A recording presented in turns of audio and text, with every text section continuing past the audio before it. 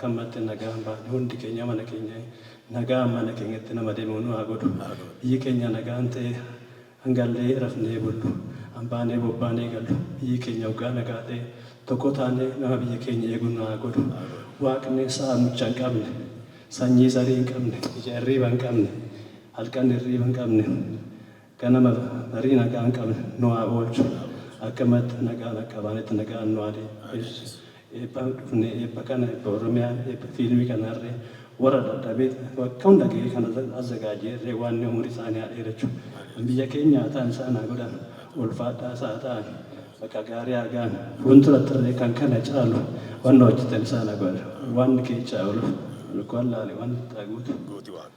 Ani yeroo baay'ee nan laala akka kanatti handhuura kana keessatti waan akkanaa qopheessuun reefu jalqabama kan caalu akka hojjetan rabbi isaan haa gargaaru kan caalu akka hojjetan rabbi isaan haa gargaaru waaqayyo biyya keenya irratti abbaan waa godhu biyya keenya irratti abbaan waa godhu kan namaanuu kajeelchisin namas kan keenyan kajeelchisin keenya irratti abbaan waa godhu an dogoggorii karaatti haa deebisu an dogoggorii karaatti haa deebisu an dhugaarra deemu haa fullaasu waaqayyo nu wajjin haa ta'u rabbi warraas dhuftan kanallee fiilmii kana warra eebbisu kana kabajuudhaa sitti argamtan rabbi ulfina isin haa kennu akka waan gaarii hojjennu rabbi nu haa godhu kana irraa hambiseen itti haa gootu bari rooba gadaan kuufaa gabbina. Qaroon kun qaroo guddatu waaqayyo haa taasisu qaroo guddatu waaqayyo haa taasisu sabni ijaarametu waan barbaade argata yaa Waaq nu ijaara uumaan nu ijaara gadaan nu ijaara barri nu ijaara barri kun bara nagaa nu yaa ta'u arfaasaan kun arfaasaa nagaa nu yaa ta'u araddaa Finfinnee keessatti kinoo hadha eebba kanaa dhufne yaa Waaq nu eebbis bari nu eebbis gadaan nu eebbis ani jedhee Waaq naa jedhu uumamaa naa jedhu eebbisaa Waaqaa ta'u bari roobaa kuufaa gadaan kuufaa gabbina. Hamii miti maalidha? Dhugaan qabu. Waan barbaade jechuu dandeessa. Amma isa dhisa.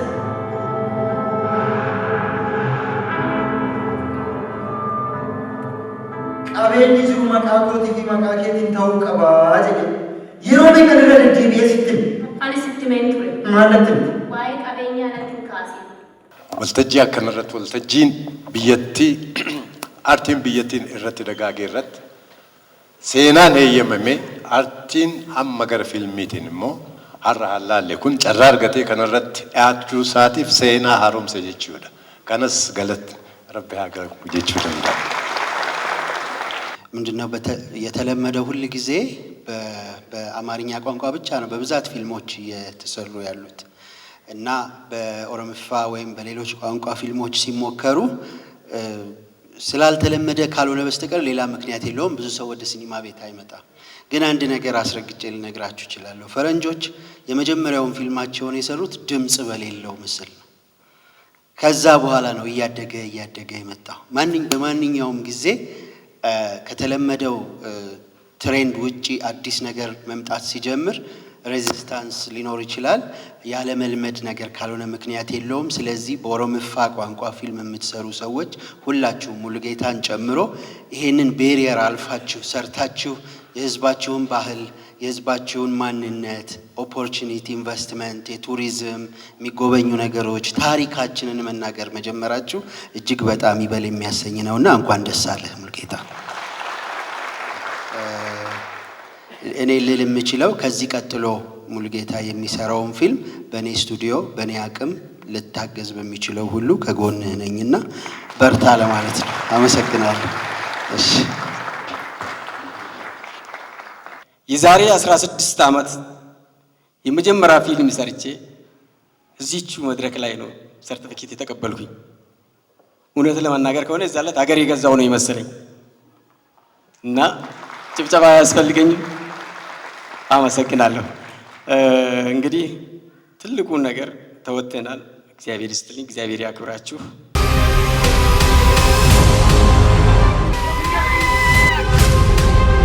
namni xiiqeeffatu sabni xiiqeeffatu waan barbaade bira ni gaha waan ta'eef nagaa keenya irratti illee xiiqeeffanne tokkummaa keenya irratti illee xiiqeeffanne waan keenya irratti illee xiiqeeffanne bakka yaanne ni dhaqqabnaa caalbaasii kana nuuf banamuuf jedha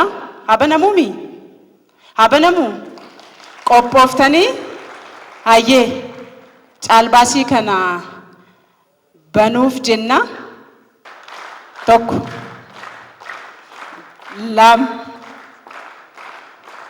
lam sadi banameera. Wow! Hinamanu jedheeraam dhimmittiin dhimma xiiqee of keessaa qabdi. Isaahuu addee keenna, dhukaatuu teenna, boonsituu teenna, kan nama dura dhaabbattee nama kabajjee nu kabachiiste. Waltajjii seena qabeessadha anaaf addee Adaanachiin. Haala akkanaatiin caalbaasiidhaaf dhihaatee arguu kiyyaaf baay'ee gammadeera. I hope namni hin gammanne hin jiru waan ta'eef baga gammaddamme. Gammachuu guddaa natti dhagahame. Fiilmiin kun egaa fiilmii seena qabeessa. Gammachuu guddaa natti dhagahame. Mul'ata Oromoon qabuun ibse. Mul'ata Oromoon qabu, Oromoon ayyaantummaa qaba. Oromoon dura gaafa sirna gadaatiin hin bulini. Waa sadiin bulee jedhu. Wanni sadeen raaga, hooda, safuu jedhama. Hoodaaf safuu kana in hoodata, in safeeffata, in raageeffata. Raageeffatee raagii ilaallatan mallee ofirraa raagii ilaala dhaqee maaltu ta'e jedhee. Akkuma san warra ayyaantuu keessaa warra mul'ata waaqni kenneef arguu jira. Mul'anni sun gaafatti mul'ate. Wanni sun waanuma dhugaa tokko taatee argamti. Achi keessatti mul'ata ayyaantummaa keessan gadaa argee namichi. Gadaan akkatti ilmoo waaqaa taatee buutee namarratti buutee ayyaantummaadhaan waan kana arge. Gadaan ilmoo waaqatti gadaan dhugaa kana arge. Kanaaf achi keessatti hoo gadaa kana argu akka abjuu godhee itti deddeebi'ee itti dhufa yeroo hundaa. Akkuma inni irra dhufuun barbaada deeme. Of barbaaduu fi waan kana barbaaduu deemu uummata san argate. Uummata argannaan akkuma sanitti akka waan abjuudha raagan arge san raagee abjuu raaga mul'annitti mul'ate saniin arge sanitti waan san hojiirra oolche. Anumarraa jalqabee dhaloonni aadaa ofii dagachaa jira. Waan warri nu duraa beeku nuti hin beekne. Kan nuti haga xiqqoo isaanirraa garree beeknu san dhaloonni nu gadi hin beekan. Dabarsinee dhaloota san qabsiisuu fi teessisuun dirqama keenya fi dirqama uummata Oromoo hundaati. Waan qabna, waa hedduu qabna.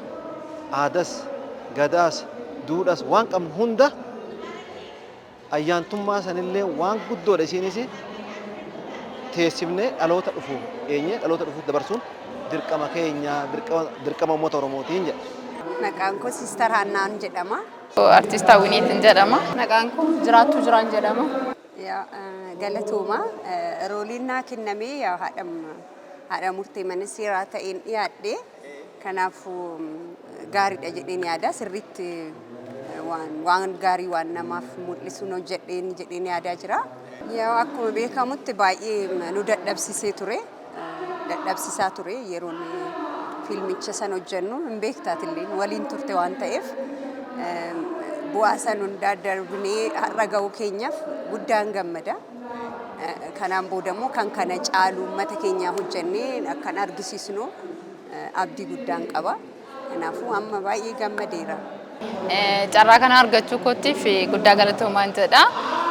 Yaa bu'aa baay'ee guddaa qaba akkuma isheen jettee chaalenjii guddaatu jira. Baay'ee gammadeera. Dhuma kana arguu kootti baay'ee success ta'eera. Na kanaaf Waaqayyo galanni isaa haa ga'u jedha. Baay'een gammade. Anaaf akkuma beekamu ani haaraadha. Gara aartii kanatti reefuun dhufe. Carraa kana argachuu kootti ani carraa qabeettiidhaan jedha. Dhugaa. Kanaaf fiilmiin kun immoo hamma kana deemee guyyaa eebbaa isaarra ga'uu isaatti Waaqaaf galatni haa ga'u. Namni gaafa haaraa taatee dhuftu namni sitti hin amanu. Kana obbo Mulgeetaa galateeffachuun barbaada. Carraa akka kanaa naaf kennee hiriyoota akkanaa maatiin horadhe maatii haaraadha. Kiruu guutuunsaa akka maatiitti malee nuti gaafa haaraa taanee gara kanatti dhufnu gara aartiitti gaafa dhufnu akka haaraatti tun ta'in akka nama jalqaba keessa tureetti nuyi kan turre. hundumaa odoo hirmaachisanii ilaalan. Anaafis ani fiilmii kanarraa wanta baay'een baradhe sirrakkisaan ture xinnoo afaan Oromooillee sirriitti hin danda'u. Kanaafuu akkan of jabeessu aadaa koo akkan baru akkasumas immoo wantoota baay'ee namoota an akka beekamoo ta'e kan akka calloo isaan faan beekeen kanaafuu guddaa gammadeen jira. Kanaan booda immoo isa dura immoo fiilmichi kun aadaa Oromoo, duudhaa Oromoo fi Oromoon seera Oromoon qabu waan calaqqisiisuuf baay'ee na gammachiise. Kanaaf ammaan booda garuu namoonni na hirmaachisuu barbaadu. Hundumaafuu afaan Oromoo irratti sirriitti aadaa koo kan hin beekne kan irraanfadhe kan darbe beekeera. Kanaaf afaan Oromoo irratti immoo fiilmii afaan Oromoo kanaan booda hirmaadhee sirriitti nan hojjedha jedhee nan yaada. Itti aansee immoo obbo Mulee Galatoomin jedhaani. Fiilmichi kun kana qofaa miti paartii isa lammaffaallee akka itti fufu natti himeera. Kan baay'eetu irraa hafee itti fufnee sirriitti cimsinee aadoota keenya kan itti fufuu qabu namootaaf akka mul'isnu kanaan boodallee akka hojjennu abdii guddaan qaba. Carraa naa kennameef galatoomaan isiniin jedha. Thank you. Baay'ee dhugaadhumatti Mulugeetaan fiilmiin kun qophii fiilmii kanarratti argamee eebbaaf asirratti argamuun kiyya baay'ee namatti tola. Fiilmiinis baay'ee namatti tola. Waan baay'een keessaa hubadhe fiilmiin kun. Fiilmiin kun akka gadaa Oromoo keessatti yoo namni wal ajjeese maal godhaa akkamitti wal araarsuu danda'a kan jedhu achi keessattis kaasaniiru. Dhugaadhuma namni tokko harka walitti darbuu danda'a. Yoo harka walitti darbe nama sana gara qubaatti baasanii tisgoo jedhanii kallacha baasanii farda lugamanii durba qarree guula baasanii kadhatu. Oromoon akkanatti walitti araarsa. Waan sana keessatti fiilmii kana keessatti hubadheera. Kan biraa immoo ciniinsuun innaa nama qabe mucaan deessu sunis innaa deessu ciniinsuun maal akka fakkaatu fiilmiin kun akka ciniinsutti ilaalama. Itti rakkataniitti bu'aa bayii keessa ba'aniitti fiilmii kana sadarkaa kanas ba'uun isaanis akka nama ciniinsuun qabee sanatti waan hundumaa kan agarsiise baay'ee natti toleera baay'ee ijoolleen gara fuulduraatti yaada isaanii cimsanii akka itti deemanii akka kana caala hojjetanii addaaf addunyaa qaroo waaqayyo isaan taasisu jechuun barbaada.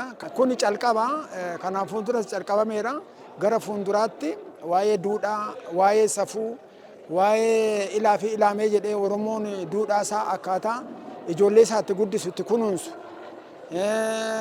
Bu'aa bayii adda addaa sana agarsiisuu qaba. Abbootiin keenyas nutis warri biraas kana keessatti warri hirmaatan jiru, warri jaarsoliin hirmaatan jiru, warri seera gadaa duudhaa beekan jiru. Kanaafuu kallattii adda addaa agarsiisanii gara fuulduraatti duudhaa isaanii, eenyummaa isaanii barsiisuu, guddisuu nu barbaachisa. Nutis immoo isaan itti dabarsuu nu barbaachisa jechuun barbaada. Kana gara fuulduraatti jabaatanii itti deemuudha. Beektonni adda addaa jiru. Waa'ee safuu, waa'ee duudhaa, waa'ee adda addaa waan baay'eedha. Wanti keenya hin calqabame malee ganaa hin xumuramne. Calqaba kun akka calqabaatti kan calqabame. Kanaafuu gara fuulduraatti cimamee itti deemamuu qaba jechuun barbaada.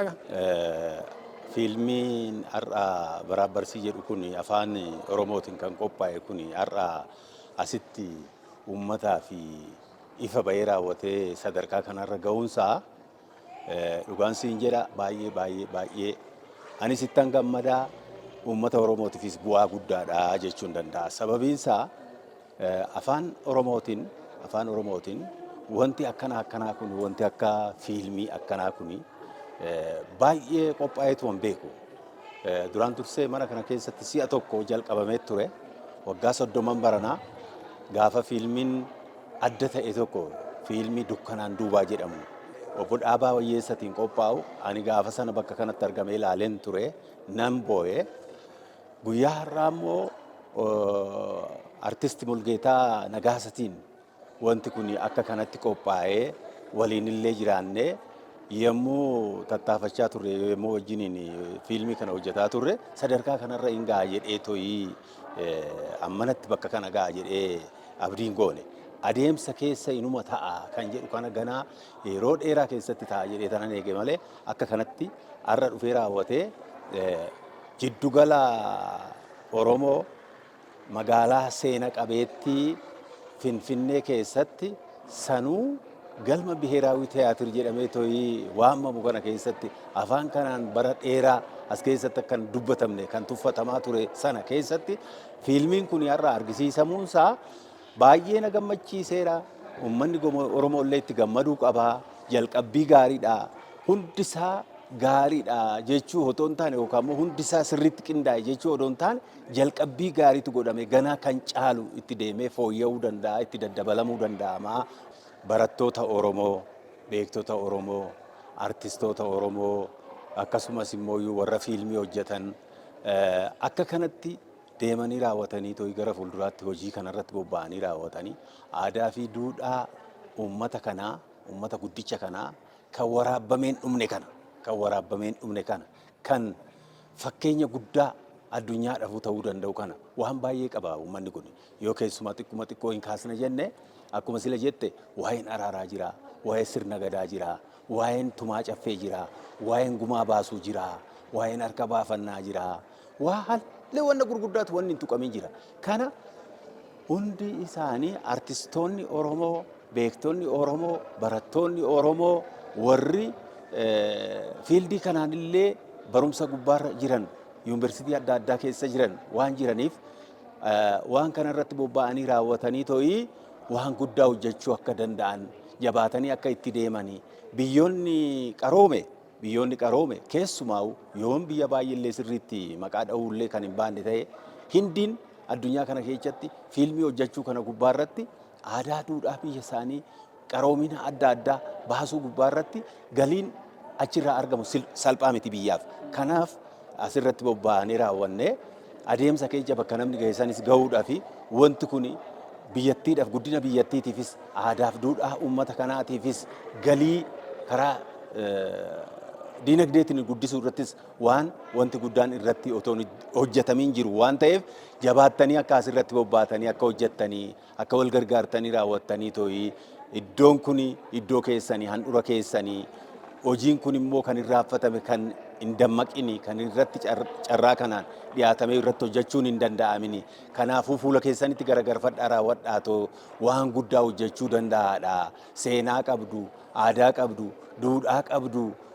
Duudhaa namni hin qabne yookaan immoo aadaa namni hin qabne raawwii adda addaa wal dhabdee ittiin karaa araaraman gumaa karaa ittiin baasan lubbuun namaallee yoo harka namaatitti bade karaa ittiin gumaa kaffalan waan gurguddaan hin jira waan ta'eef barumsa ta'uu danda'a waan ta'eef kanarratti qindooftanii akka irratti hojjettanii kanan jedhuun uummata Oromoo keessumaa'uu warra barumsaan fooyya'an warra waa'ee fiilmii beekan waa'ee warra aartii kana beekan kana gubbaarratti akka bobba'anan waamicha dabarsa. Fiilmii kana har'a asitti eebbisiisuuf dhugaa dubbachuuf taanaan fiilmii eebbisiisuu otoo hin ta'in har'a lammaffaan dhaladhe. Akka lammaffaan dhaladheetti yaada. Hinumaayyuu fiilmii seena qabeessa galma seena qabeessa keessatti eebbisiisuu kootiif carra qabeessa isinillee hedduu galatoomaa hin jedha. Fiilmiin keenya baraaf barsiin gaafa galma tiyaatira biyyoolessaa keessatti eebbifamu galmi tiyaatira biyyoolessaa uummata biyya keenyaatiif seena qabeessa galma umurii dheeraa lakkoofsise. Fiilmiin keenya immoo akkuma ilaallamuuf ka'umsa dhala namaatirraa eegala. Sabaaf sabnoota achirratti agartaa wanni nagarra hin jiru lafarratti waaqa gadi lafaa olii waan jiru fiilmii kana keessatti agarta gabaabumaan namni sirriitti ilaalee xiinxalee jechuudha. Yeroon kana jedhu albaata ol kaasuuf waan hin taane akka ta'u namni akka nama hubatu hin barbaada garuu achi keessatti waa hedduutu argama. Kanaafuu fiilmiin kun asitti eebbisamuunsaa nu bichaa miti uummatuma addunyaafis illee barumsa guddaadhaan jedhaan baay'ee namatti tola. Carraadhuma kanaan uummata warroota har'a akka fiilmiin kun milkaa'ee as gahu keessaa godhan keessaa tokko eebbisaadhuma hedduun si galateeffadha. Baay'inaan dhugaa dubbachuuf taanan kaasee dubbachuu fixee waan hin dandeenye warreen akka Boggaalee Habtaamuu fa'aa warri kaameeraa duuba jiran yeroo baay'ee maqaa isaanii malee bifti isaanii warri hin argamne milkaa'ina fiilmii kanaatiif shoora guddaa warra taphatanidha. Asumaanis isaanii galateeffadha. Waa jechuu hin danda'u warratti dadhabbiinis jirti waan ta'eef gammachuu guddaan natti dhagahame. Fiilmiin baraaf barsiin kun ka'umsa irraa waggaa deemu amma afaan lamaanii kan hojjetame Amaariffaa fi afaan Oromootiin afaanota biraallee itti daanee hanga biyyattii hanga dandeenyu humni keenya gandee uummata bira akka ga'u barbaanna. Duraan dursee magaalota Finfinnee keessa manneen sinimaa jiranitti agarsiifna. Achirraa yuunivarsiitota adda addaa irra naannofna. Kana kaasuun barbaada akka akkasiin jedha. Fiilmiin kun kan kiyyoo ta'in kan uummataati. Aadaa uummata kanaati, seenaa uummata kanaati. Fakkeenyaaf sirni gadaa eessaa akka dhufe, yoom akka dhufe, eenyu akka fudhate tuquuf yaalleerra. Uummatichi deemee kan ammoo sirriitti intalee haalaalu nu uummata biraan geenye nurraa fudhatu jedha uummanni. Namoonni bakka hundaati kabarii goote akkamitti taa'anni kun jedhanii namoonni yaada naa kaasan hin jiran turanii yaada isaanii fudhadhee jira isaan galateeffadha akkasumas gara fuulduraatti wanti ani barbaadu warreen fedhii kee qabaatanii aartiin keessa isaaniitti uumamte gara aartii dhufuudha karaa dhaban akka gara kanatti dhufan hin barbaada. Warreen immoo qarshiis qabaatanii beekumsas qabaatanii qabeenya osoo qabanu aartii irratti hojjechuuf warri barbaadanis akka waliin hojjennu nus ogummaa keenyaan isaanis maallaqa isaaniitiin biyya keenya aadaa keenya uummata keenyaa guddifnu. Ijoolleen hedduutu jira beektaa waa hedduu kan irraa barannu ijoollee kana karaa kanatti haafin jedha. Ani fiilmii kana irratti akkuma amma kaaftee nama 5 alatti fuula haaraa finne fiilmii kana irratti. Egaa jarreen kun akkamitti hojjetan agarra deebii isaa uummatuma biraa laalla. Karaa kootiin garuu hanga nama quubsoo olitti hojjetan hanga nama taatota haaraa miti. Bisaan marraa jammaree gaan fudhadhee dhugaa dubbachuuf taanaan baay'ee keessa koo na gammachiisee taatota koo irrattis ogeeyyii kaameraas warra kaameeraa duuba jiranis warreen akkasii kana karaa haa bannu haa dhufanii ani immoo kiyya dandeetti nama kan wajjin hojjechuu dhufu qophaa'aadhan jedha. Namni hoosii gaafachaa jira laata? Waa'ee qabeenyaa ta'e ijoollee isaanii ilaallata. Ayyaanni immoo